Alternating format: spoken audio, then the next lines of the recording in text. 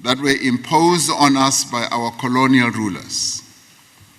We are working to build an Africa that is defined by good governance, democracy, respect for human rights, justice, and the rule of law.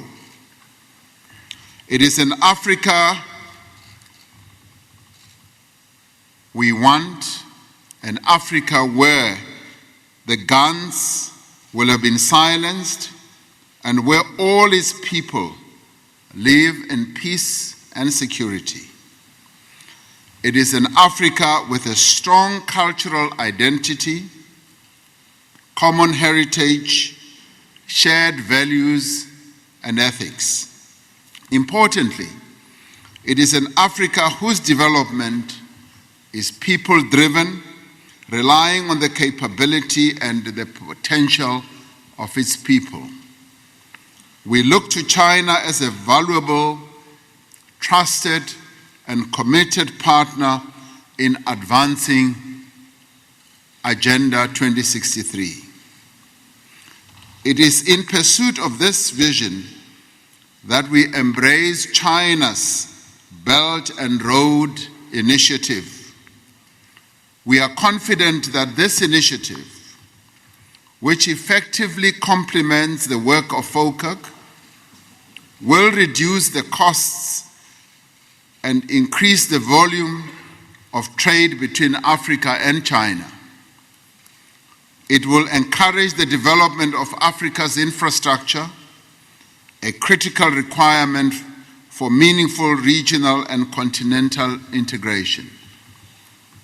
Yesterday, our Ministers of Foreign Affairs and Trade deliberated on the implementation of the Johannesburg Action Plan. We are greatly encouraged by their assessment that the 10 cooperation plans that were announced in 2015 have been fully implemented, for it shows a partnership that is hard at work to advance the interests of Africa and China. And in this regard, we applaud China for keeping to its promise. The China-Africa Industrialization Plan has driven industrial developments in many parts of the continent and has also contributed to economic transformation on our continent. The Agricultural Modernization Plan has promoted greater agricultural productivity, and the Infrastructure Plan has boosted African connectivity as well as integration. These plans have also contributed to environmental conservation, sustainable development, improved public health, and peace and security. Through FOCAC and other forums, China has worked to ensure that Africa's development is prominent on the international agenda. Building on these remarkable achievements, we welcome the announcement just a few seconds ago by President Xi of new FOCAC initiatives that will have a significant and lasting impact on peace and stability and sustainable development on the African continent. And President Xi, we thank you for these wonderful announcements that you have made.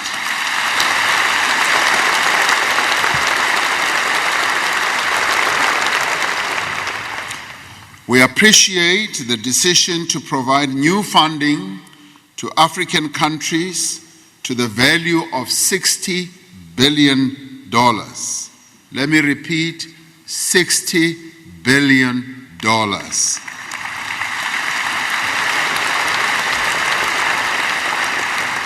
In initiatives in areas such as industrial development, infrastructure, human resource development, healthcare, the green economy, and peace and security, amongst others.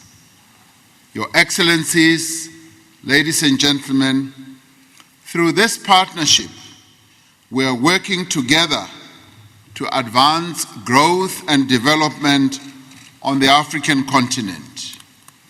We have observed with interest and admiration China's remarkable economic ascendance, making it the second largest economy and the third largest foreign investor. We applaud its achievements in social development, lifting millions of its people out of poverty and meeting almost all of the Millennium Developmental Goals. There are many valuable lessons that Africa can learn from China's impressive growth model and its approach to meeting the needs of its people. Significantly, China has used its substantial capacity as well as its resources as a catalyst for development in other markets. As a result, the Forum on China-Africa Cooperation has become an essential platform to contribute to Africa's social and economic advancement. There has been rapid growth in Sino-Africa trade, with China now being Africa's largest trading partner. Much of what is exported from Africa are raw materials and primary products. Much of what is imported from China are finished goods. We export to China what we extract from the earth. China exports to us what it makes in its factories. This obviously limits the ability of African countries to extract full value for their abundant natural resources and to create work for its people.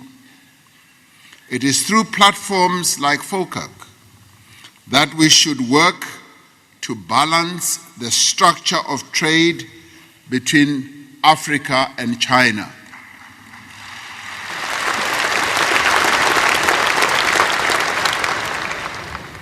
We are particularly pleased that President Xi and the government of the People's Republic of China is open to this and in fact encourage that trade between Africa and China should be balanced so that we have a win-win outcome that benefits both China and the countries of Africa, and we thank you for this.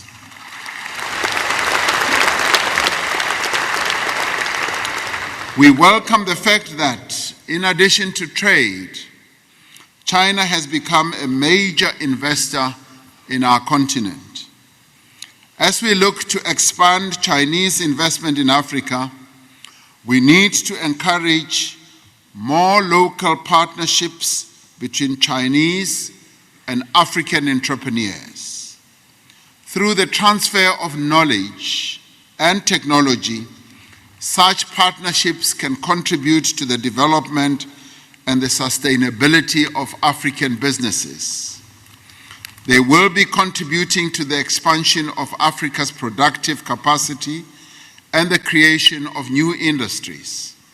It is important also that we promote investment-led trade between Africa and China and address the nature and quality of investment in Africa. We should seek inward investment that enables industrial development and the export of more value-added products. Developments on the African continent are further expanding the potential benefits of cooperation. We urge Chinese investors to take advantage of the great opportunities that will be created through the establishment of the African Continental Free Trade Area. It will establish a single market of more than 1 billion people with considerable economic potential. It will promote the industrialization of African economies and position the continent as a global competitor as well. Companies that invest in Africa's productive capacity will be able to reap the benefits of a massive continental market. The economic value of FOCAC to both Africa and China is particularly important in the context of an increasingly uncertain global environment.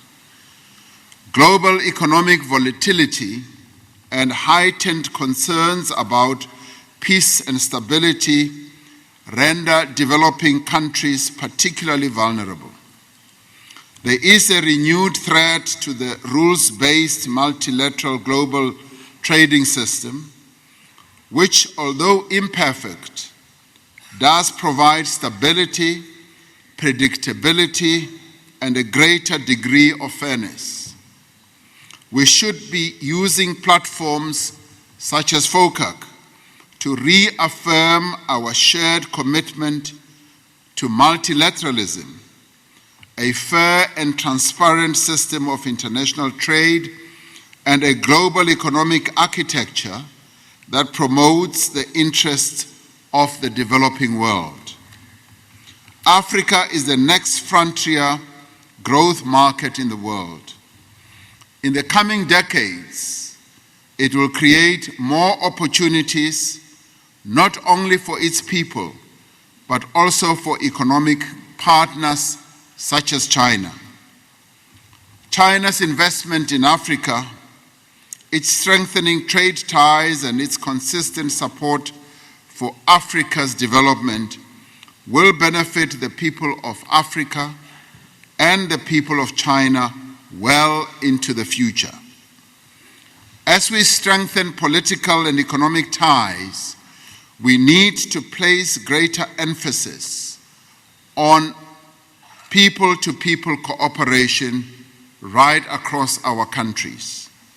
We need, through such cooperation, to nurture and empower the youth of China as well as the young people of Africa.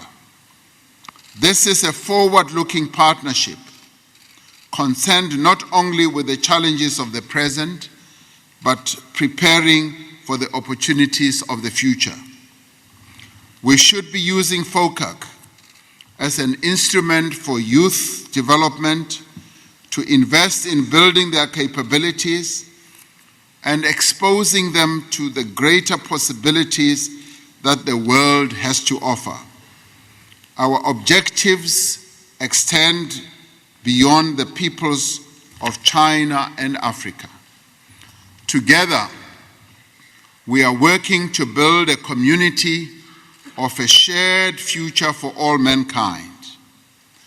This requires leadership. It also requires vision as well as partnership. It requires dedication to building the capabilities of our peoples and a resolute commitment to the cause of development and progress. With the foundation we have built through FOCAC, with the relationships that we have established between our countries, our governments, our leaders, and our peoples, I am certain that we will succeed. I thank you.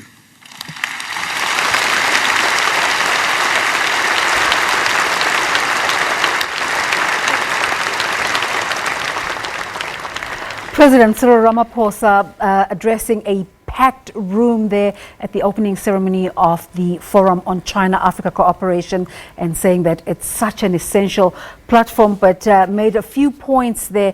But one of the most pertinent ones that he made was saying that Africans are only exporting primary products to China and not getting the full benefit of the value chain of the process. So part of the things that they will be discussing at FOCAC is how this can be turned around and trade balanced. We now